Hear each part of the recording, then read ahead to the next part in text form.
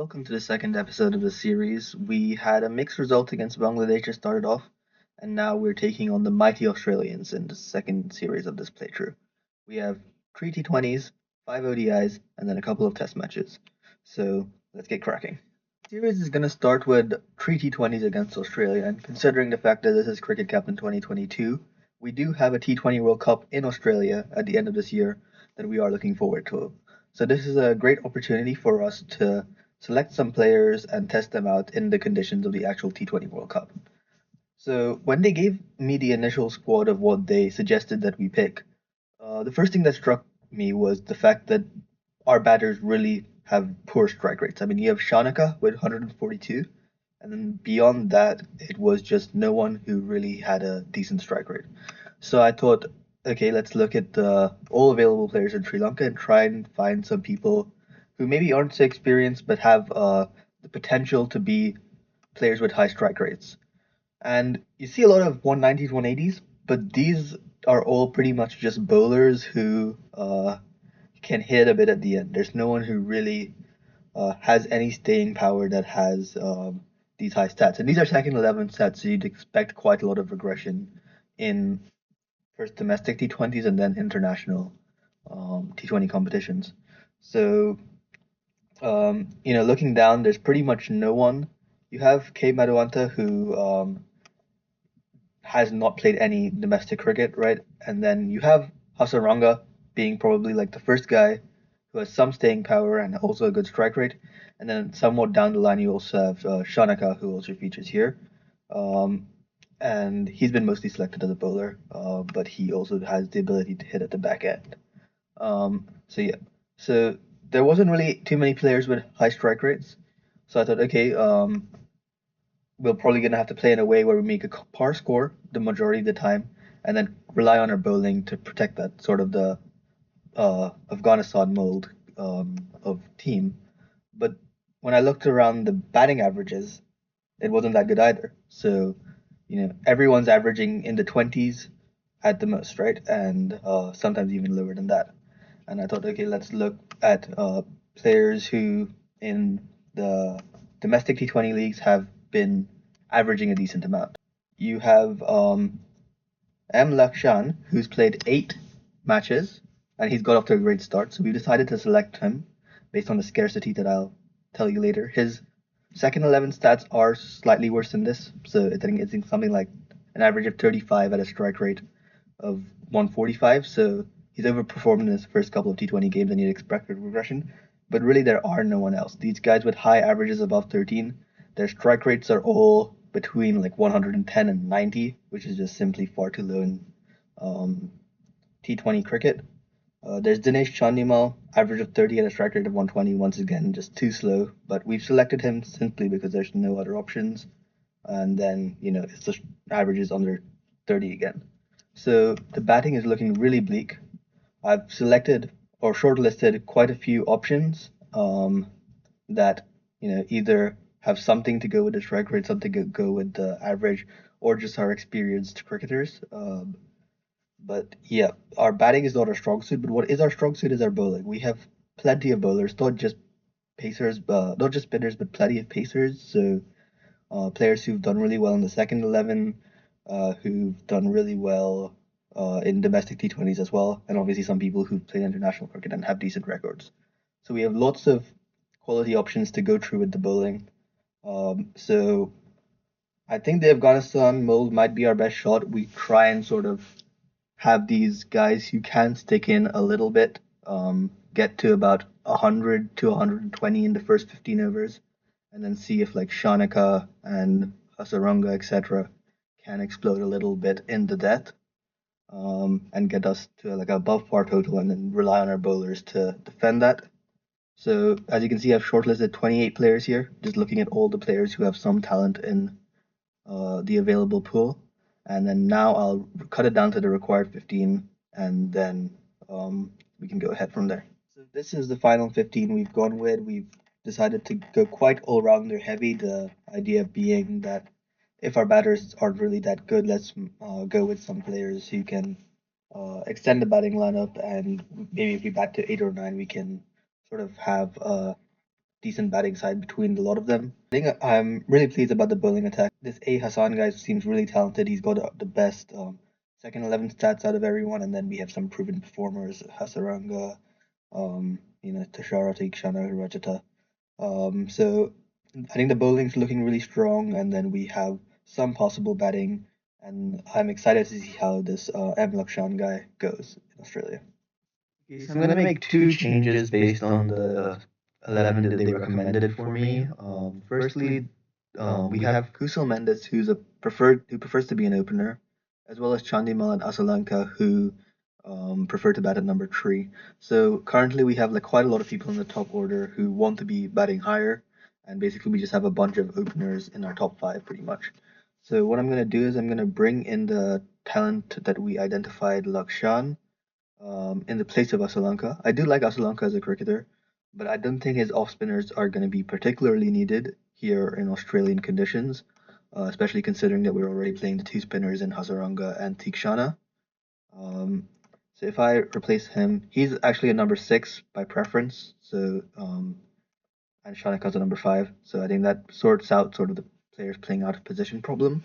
And then Madhushanka, he's someone we identified as being able to hit a long ball. He has a second 11 really high strike rate, and his sort of right arm seam is probably going to be more useful than Mendes's off spin in these conditions.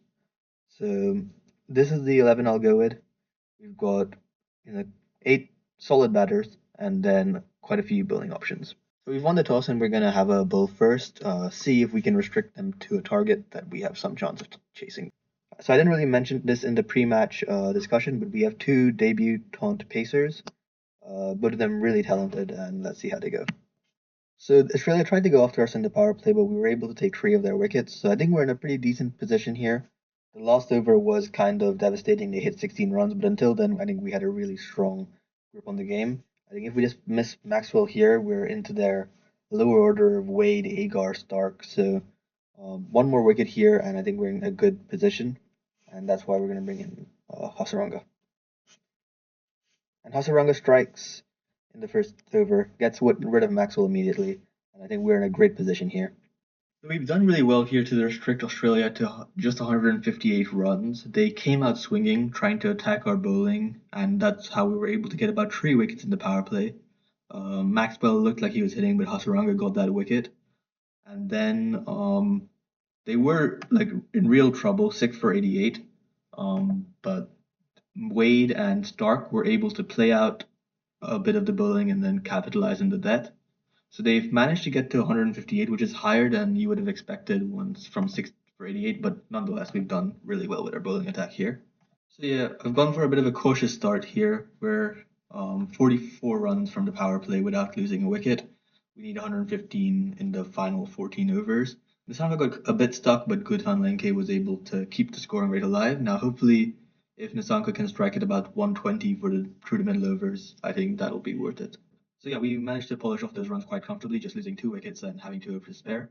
There was a bit of a period where I thought we weren't meeting the rate, so I sent Hasaranga up to provide some impetus into the innings, and he didn't really start that quickly, but then he managed to hit, I think, three sixes in a row at one point and get us over the line. I was really happy with how good Lanke handled the power play. We got to 44 without loss during that, despite Nisaka really struggling to score runs, and then Mendes started off slightly slower, but was really good at hitting.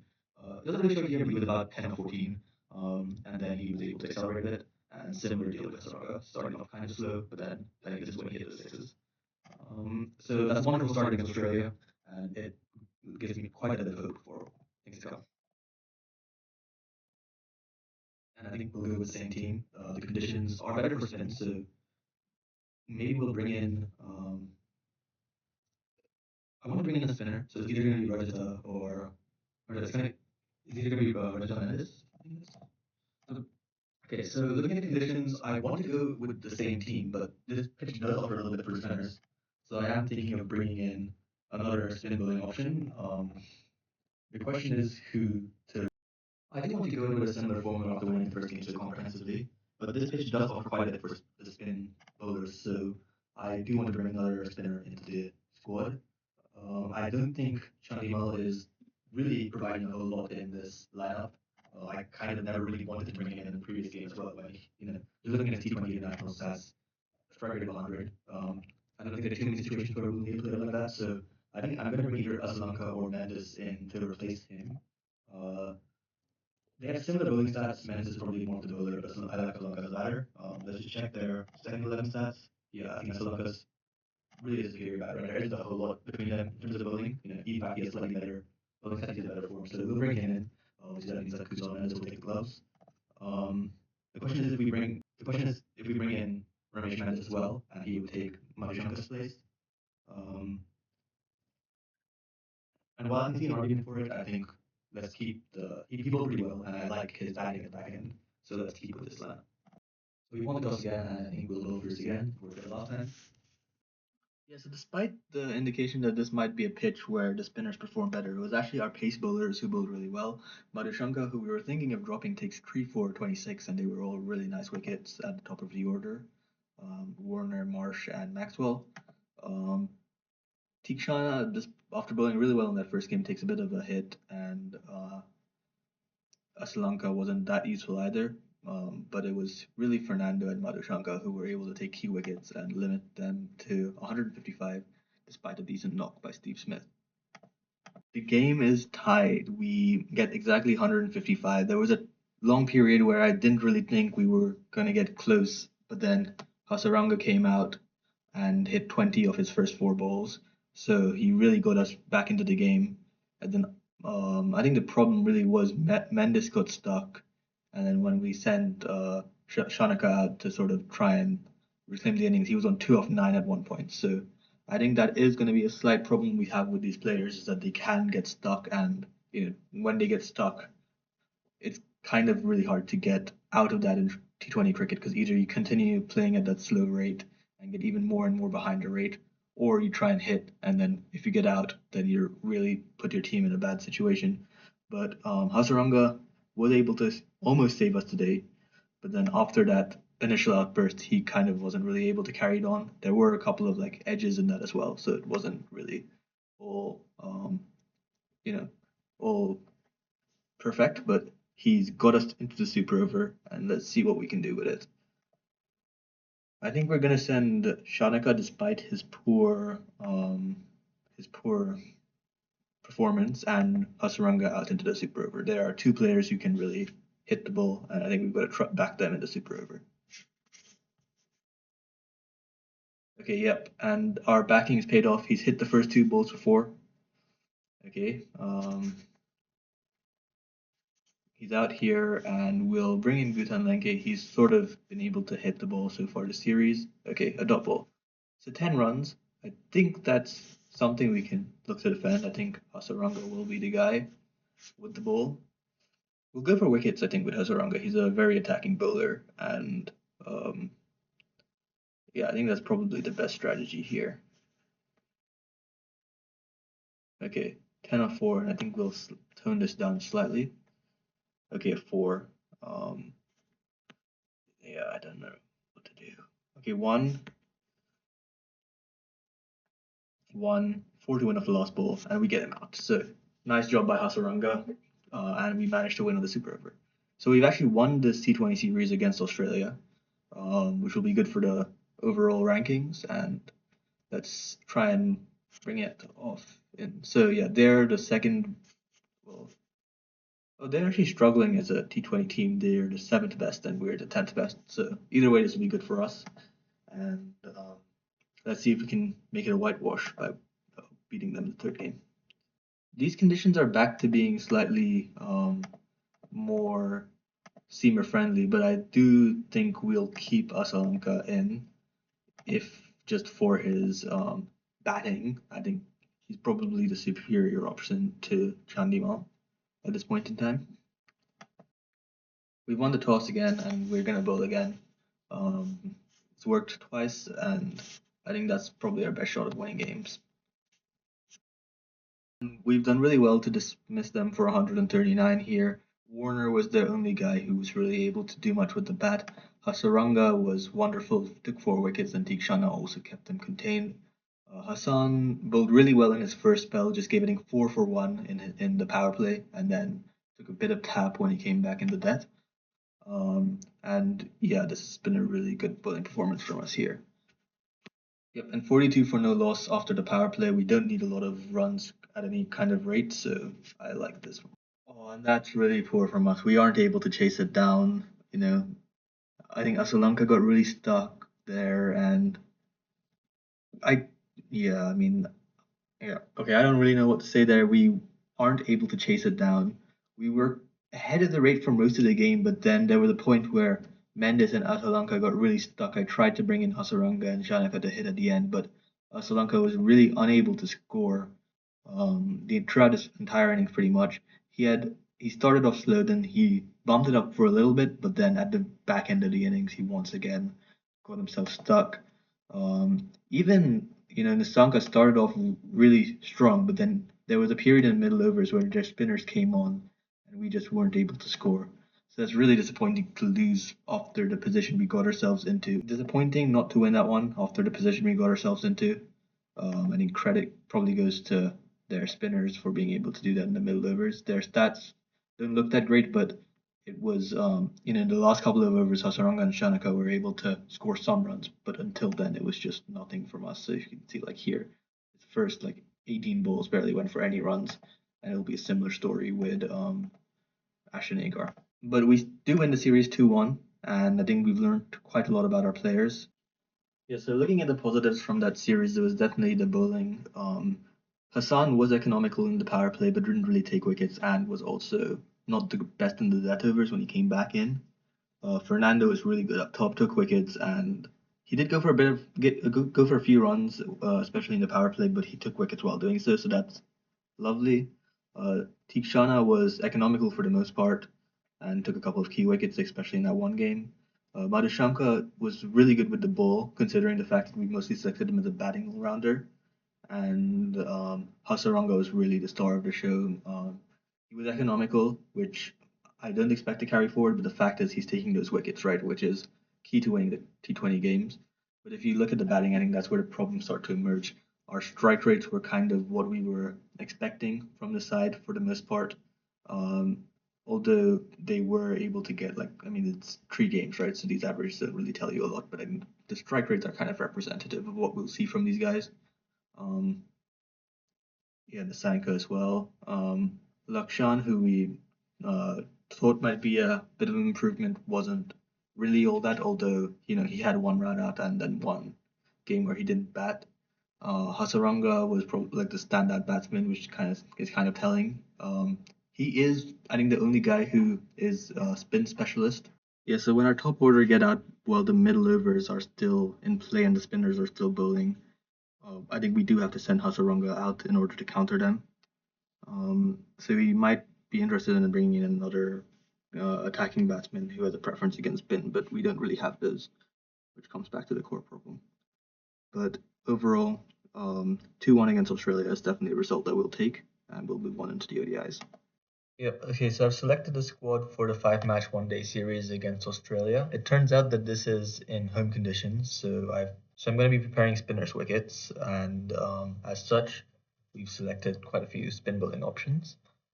Similar to how it was with the D20s, we don't really have a whole lot of batters that average high numbers into the like no one even averaging 40. Actually, Sri Lanka averages 40. I spoke too soon, and no one really hitting at a great strike rate either. So once again, we're going to have to be carried by our bowling, which isn't as strong as the T20 bowling, but you still have Tikshana, Hasaranga, who are quality performers. And then you also see that we have quite a few decent all-rounders here. So Shanaka, Salanka, De Silva, all can chip in with the ball.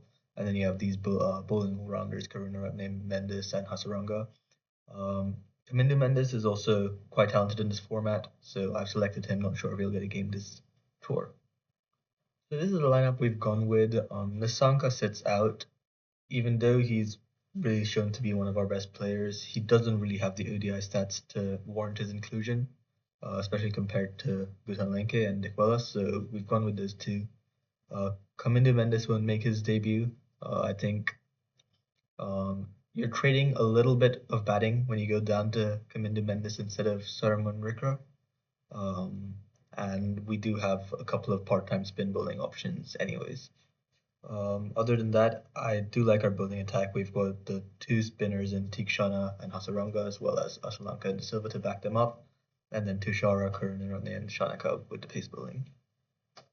So we've won the toss, and I think we'll bat first, try and put on a decent total, and then see if our bowlers can defend. We end up with 280 runs, which I would say is an above par total, especially considering the two teams that are playing here. They took two early wickets with Hazelwood and Stark striking in the first couple of overs, and we were on the back foot. But then there was a really nice defensive partnership between Gutan Lenke and Asalanka, which it started quite slow for both the two players, but they were able to see off that new ball for the most part, and then get us into warmer territories. After that, we tried to kick on a little bit while maintaining our wickets, and Hasaranga was once again really useful with the bat, 47 of 35, and we've managed to get to a pretty decent total of 280. The depth of our batting really helping out there, and with the quality of our spin attack, I think we do have a shot at defending this. So the Australians have absolutely demolished us there. The opening partnership came out swinging, and really there was nothing we could do to slow them down. They scored they scored a runs with 40.2 with they scored a runs with 10 overs to spare, and we were never really in that. Hasaranga really the only bowler that offered some form of resistance. They were really playing the rest of the attack with ease, and that's a poor start to the series. I think despite that, we'll go in unchanged. There wasn't really a whole lot for the spinners in the other pitch. Even though these have the same conditions on the outward, maybe it will be better for our spin heavy attack.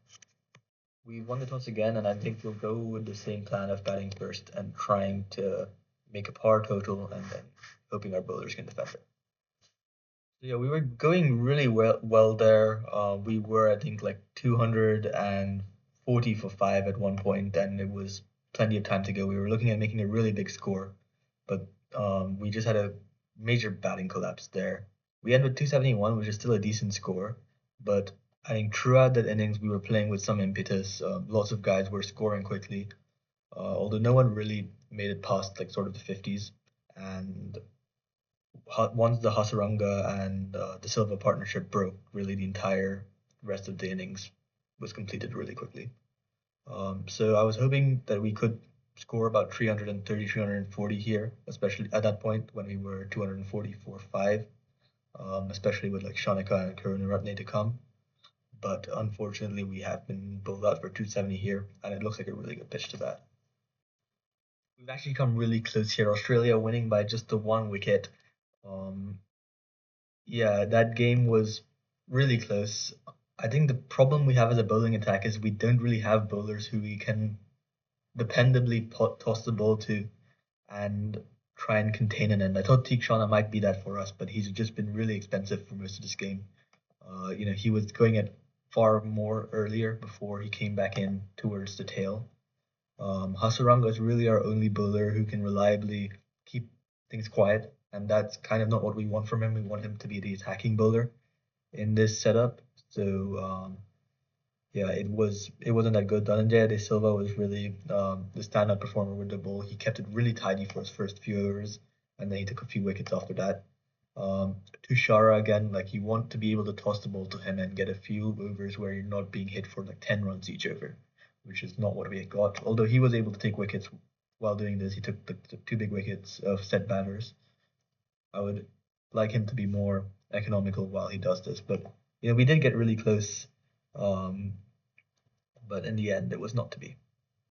Yeah, it's rank 8 versus rank 2. So even though we are at home, winning games isn't necessarily going to be easy. Um, but I like to see that we're at least fighting in these last couple of games. Um, I think I'm going to bring in Jayaweer Kurama for Tikshana.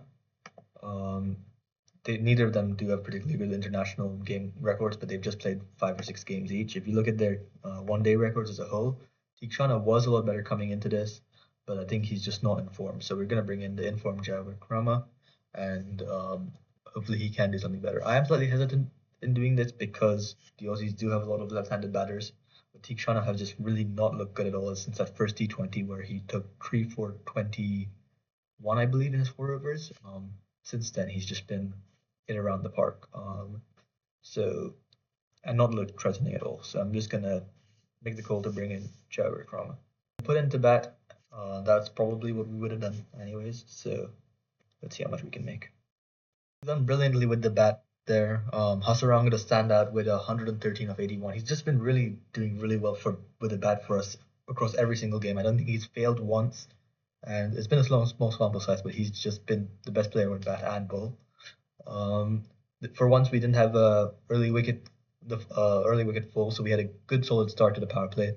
Lots of people chipping in. So Sarmurkro was looking really good until he got dismissed. He and Hasaranga had a nice partnership, and then Shanika finished things off at the end. We end up with 343, and if we can't defend that, I will be very disappointed.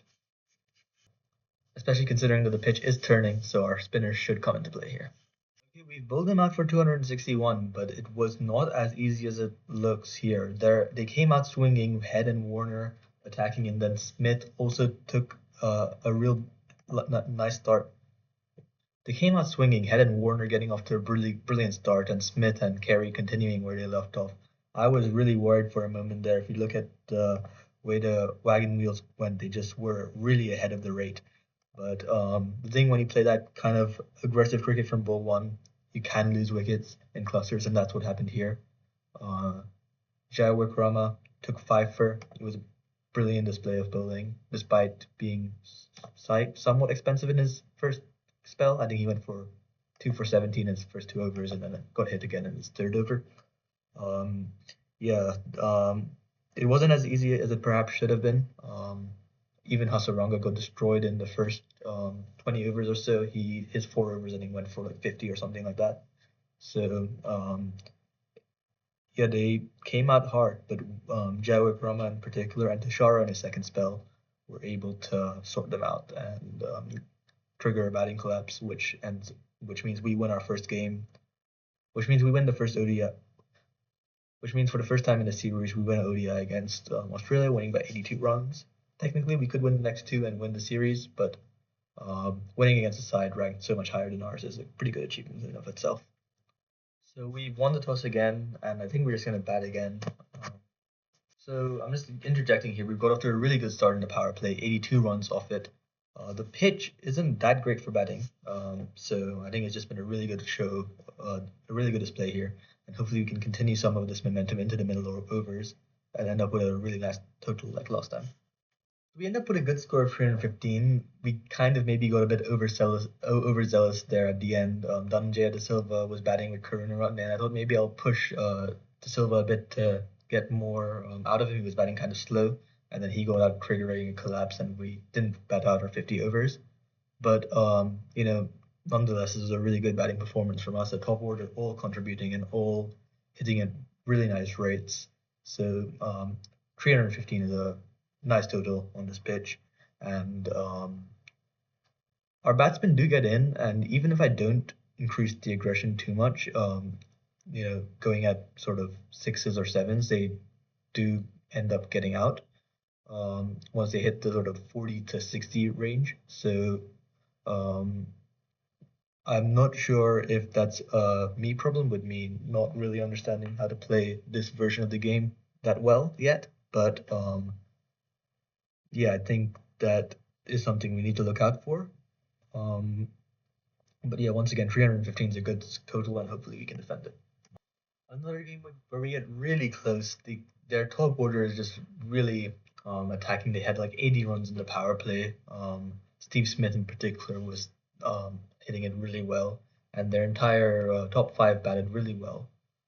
So I thought we were out of the game, but we had a sort of late resurgence. Tushara took some key wickets, and Asalanka was economical. Um, yeah, Jayawarkama following that really good game with a poor 1 for 75. Um, but yeah, I think the problem really was that top order getting away from us, and it was good that we were able to try and bring it back, but we uh, really were kind of out of the game at that point. Uh, there was a point where they had 2 wickets left, but Mitchell Stark was really good with the bat, and you can't fault them on that. Yeah, so I brought in Ramesh Mendes instead of Karunaratne. He was kind of getting hit a little bit, especially in the power play. and I want another off spinner for those left-handers that are throughout the attack. I don't think we lose too much with the batting, and although we are down to just Tushara as the frontline seamer and Shanika to back him up, I think with the conditions being as suitable for spin as they are, uh, this might be the correct call to make. So Dequella's absolutely gone off like a firecracker in the power play, 59 of 35. And once again, a great start in the power play. Hopefully, we carry on the momentum. We end with 318. I think we were just really consistent throughout. Kind of stuck in the middle for a little bit there with Asalanka and Samaram when Rikra was batting. And then Danaje de Silva also wasn't the best at the end. Maybe I should have promoted Shanika ahead of Mendes in this situation. I think it just kind of I was kind of on autoplay mode at it. Maybe I should have promoted Shanika ahead of Mendes. I was kind of worried about another batting collapse at that point, which is why I sent Mendes to extend the batting lineup. So maybe we've left 10, 15 runs on the table here, but 318 is, again, a really nice total, and hopefully we can defend it. Yeah, so that was an incredibly strange innings. They came out not playing a single shot at all. We were able to easily restrict them to like 4 or 5 runs and over for like the first 30 overs of that game, and the required run rate shot up to like 8 or 9 for the last like 25 overs, and it was really all quite strange. And then they started hitting, and they did not stop hitting. Like if you just look at Steve Smith's innings here, he was like 5 of his first 25 balls, or maybe even 30 balls, and then he just kept going. And I mean, I don't really know what was going on. I mean, in the first 30 overs of the game, we didn't take too many wickets, but we just had Warner out. But we had really clamped the brakes on their scoring. They were so far behind the game at the 30 over mark.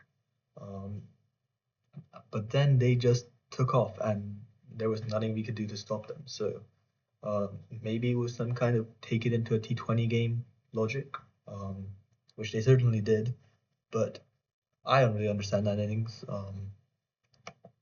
I thought we'd won at this 30 over mark, but clearly Carey and Smith had other ideas. Um, in terms of the bowling, Jared Kruma was really inexpensive until his eighth over, and then after that he just got hit. And you can see similar stories with pretty much everyone else. Dushara opened the bowling really well, but when he came back, he got hit. Similar with Hasaranga, he was decent throughout the most part, but then at the end he kind of just got sent to all parts. 88 of 49 not out from Carey. And, the second half of Smith's innings was also like that. Even Head started off really tame. This would be what 35 of 55, and then he kind of just took off, and then took off even further in these last sort of overs. I think he must have hit like 20 of his last 5 balls. Um, so a really strange game. Australia win the series 4-1, but I think there are a lot of positives to take out of it. If you look at how our players performed that series, I think it was really sort of inverted to what we thought might happen. We thought our batters would struggle, and that was what the stats kind of indicated. But our bowlers would sort of be the thing that could carry us through games. But it was kind of the opposite. Our batting performed really well. I mean, I couldn't really ask for much more. No one really went on to score big scores, except for Hasaranga in a couple of games. But people like were so consistent with chipping in with those 40 to 80, that decent rates of scoring, which was really good to see. I think we scored over 303 games, and then 280 in the other couple, so 280, 270. So we were really good with the bat, but it was bowling that let us down. Hasaranga was good in the first couple of games, then got hit, and the part-time spinners were economical at times, but they didn't take wickets. And then when the Australians decided to hit them, they were able to do so comfortably. Karuna Ratne had a decent first game, if I remember correct, or sorry, decent second game, but then wasn't a just. I think this is 53 from 5 overs, and he was never really that economical. Um, and didn't take a whole lot of wickets either. Tushara was probably one of the standout bowlers throughout. He was good in the power play and took key wickets at important times, even if he was expensive. Tikshana was ineffective in the couple games he played, and Joe Wickrama, when he came in, he had a really good first game and then kind of just fell off. In the third game, he was all right for the most part, but then got hit at the end. So our bowling looked. Yes, a decent limited over series against Australia, all things considered. We did well in the T20s, a super over, which was quite exciting, as well as a victory and a loss. So 2-1 in the T20s, and then in the ODIs, some powerful batting from both sides. We lost 4-1, but our batting was quite strong, and I feel quite happy going into the test matches.